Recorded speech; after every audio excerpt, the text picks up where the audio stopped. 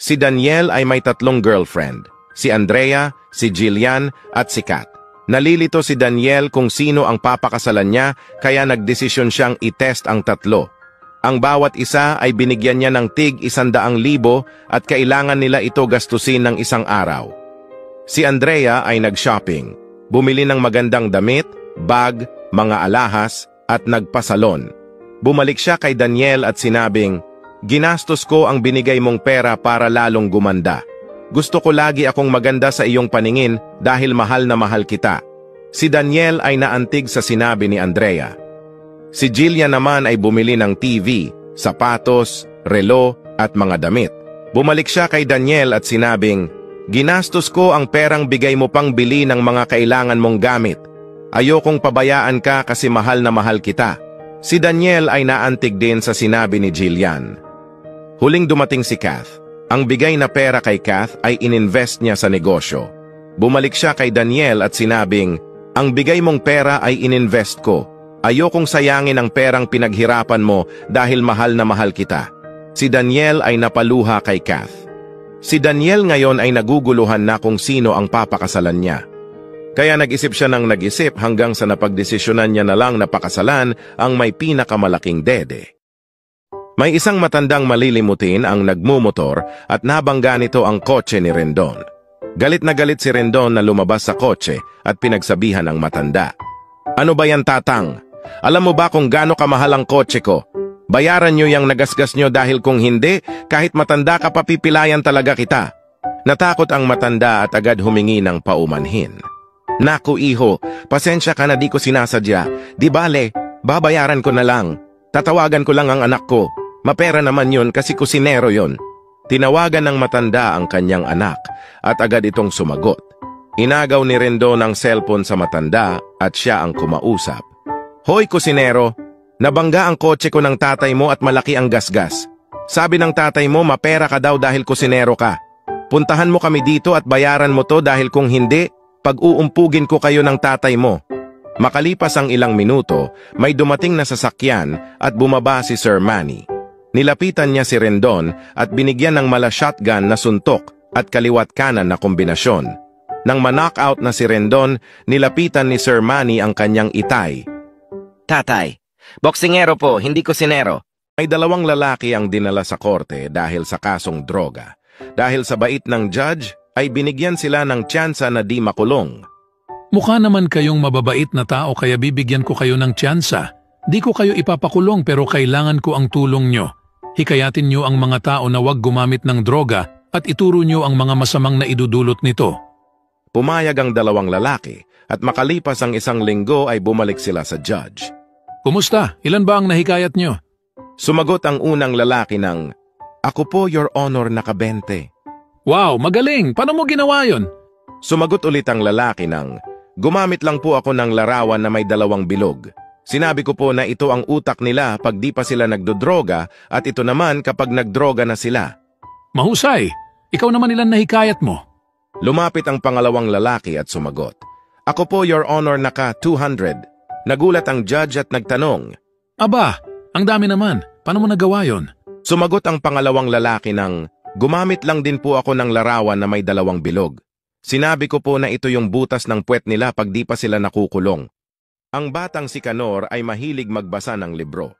Isang araw, nabasa niya sa isang libro na kayang paaminin ng sekreto ang kahit na sino basta sabihin lang ang salitang, "Alam ko na lahat." Kinagabihan, sinubukan niya ito sa kanyang ina. "Ma, alam ko na lahat." Nagulat ang ina ni Canor at sinabing, "Sino nagsabi sa'yo, anak? Ito 1,000. Huwag mo ako isusumbong sa papa mo na nag-inom kami kahapon, ha?" Sagot ng kanyang ina.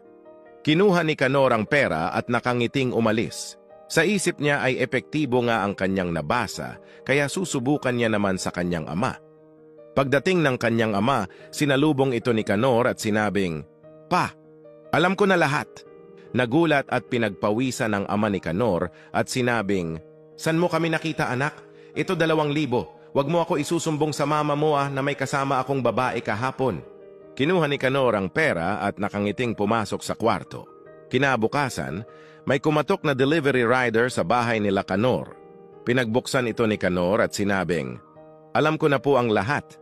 Nagulat ang delivery rider at nabagsak nito ang dala nitong pagkain. Bigla itong umiyak ng malakas at napaluhod. Alam mo na ba ang lahat? Pasensya ka na, di ako naging responsableng tao. Halika nga dito, yakapin mo ang papa mo. Noong unang panahon, nagkaroon ng paligsahan ang Hapon, Amerikano, Negro at Pilipino. Ang paligsahan na to ay patigasan ng ulo. Ang contestant ay dapat tatalon sa building at dapat unaulo pagbagsak. Unang tumalon ay ang Hapon. Pagbagsak, boom, basag ang ulo. Sabi ng MC, out na ang Hapon, ang lambot ng ulo. Amerikano, ikaw naman. Tumalon ang Amerikano at nabasag din ang ulo. Out na din to, sabi ng MC. Negro, ikaw naman. Tumalon ang Negro at nabasag din ang ulo. Sabi ng MC, ano ba yan? Ang lalambot naman ng mga ulo nito. O siya last, Pilipino, talon ka na. Siraulo ka ba? Sagot ng Pinoy. Ba't ako tatalon? Ano ako tanga? Tatalon ka o hindi? Sagot ng MC. Gusto mo itulak pa kita? At sumagot ang Pinoy. Tumalon ka mag-isa mo. At napakamot na lang ang MC sabay sabing, panalo na tong Pinoy. Napadaan si Juan sa dalawang lalaking nag-uusap at narinig niya ang usapan nito. Sabi ng lalaki, pre, may alam akong easy tricks para makuha mo ang gusto mo sa isang tao. Paano naman? Sagot ng isang lalaki.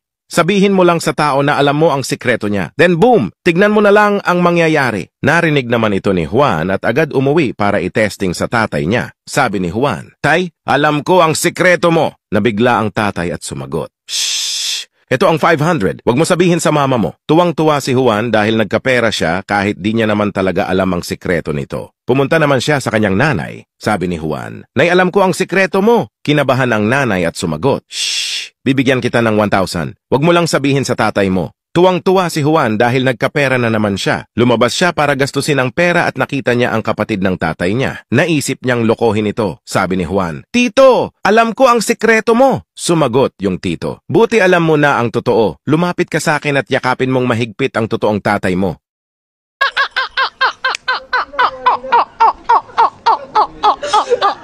Isang babae ang galit na galit sa kanyang asawa dahil late na naman umuwi ito. Kaya naisip niya itong lokohin. Gumawa siya ng isang note na may nakasulat. Pagod na ako sa relasyon na to. Aalis na ako at makikipaghiwalay. At wag mo na akong iistorbuhin. Pagkasulat ay agad siyang nagtago sa ilalim ng kama para tignan ang reaksyon ng kanyang asawa. Makalipas ang ilang minuto ay umuwi na ang asawa. Naririnig ng babae na may ginagawa ito sa kusina bago pumasok sa kwarto. Pagpasok sa kwarto ay nakita ng asawa ang notes at sabay umupo sa kama. Pagkabasa ay may sinulat din siya pabalik sa notes at biglang may tinawagan, sabi ng asawa. Babe, nakipaghiwalay na siya sa akin. Oo, alam ko. Pupunta ako dyan, magsuot ka ng short skirt ha. Excited na ako makipagkita sa'yo. I love you. Tumayo ang lalaki. Kinuha ang susi ng kotse at sabay umalis. Narinig ng babae na umalis ang kanyang asawa pagkalabas niya sa ilalim ng kama. Sobrang galit ang babae. At iyak ng iyak na parang mababaliw nang marinig ang usapan ng kanyang asawa sa kakol nito. Kinuha niya ang notes at binasa ang isinulat nito. Si Raulo, nakikita ko yung paa mo. Wala na tayong tinapay, bili lang ako saglit. Bye, love you. Kung nagustuhan mo ang kwento ko, follow mo si Easy Boy. Salamat!